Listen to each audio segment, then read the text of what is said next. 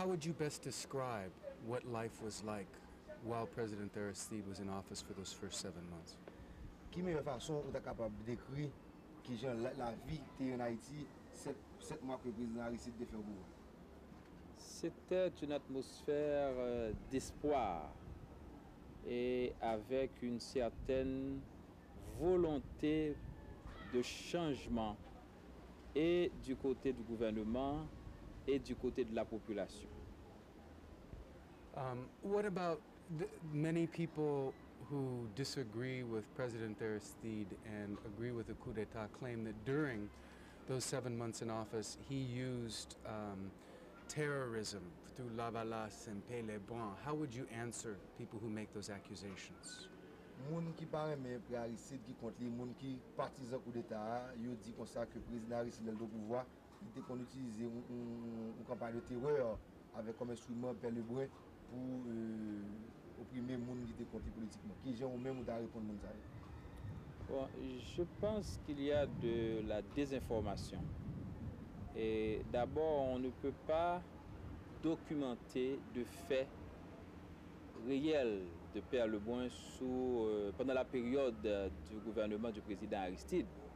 Il y a eu des antécédents, particulièrement le jour du coup d'État de Roger Lafontaine.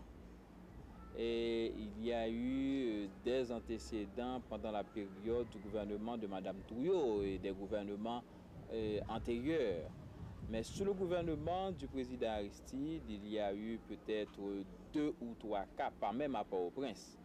Alors, je pense qu'il y a une ambiance de désinformation pour essayer de ternir l'image du président Aristide. Et il y a eu également de la part du président Aristide certains discours qui ont été mal interprétés parce qu'il sentait le danger d'un coup d'État. Il a voulu à tout prix faire valoir la force du peuple comme possibilité de recours au cas où il y aurait une violation quelconque du vote populaire effectué le 16 décembre 1990. Who are the people who are responsible for this disinformation campaign and why? Qui moun sa yo qui responsable de campagne de désinformation ça et pour qui c'est après ça campagne ça?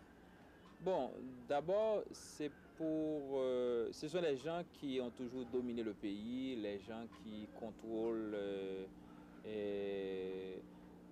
l'économie du pays, les gens qui ont toujours dominé le pouvoir depuis des années, les gens qui étaient liés à Duvalier, au gouvernement qui ont opprimé le peuple haïtien. Ce sont ces gens-là qui se sont servis de cette campagne de désinformation pour trouver de prétextes pour justifier le coup d'État.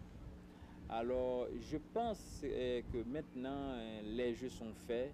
Il est clair qu'on ne peut pas diriger un pays avec la désinformation, on ne peut pas diriger un pays avec les baïonnettes uniquement.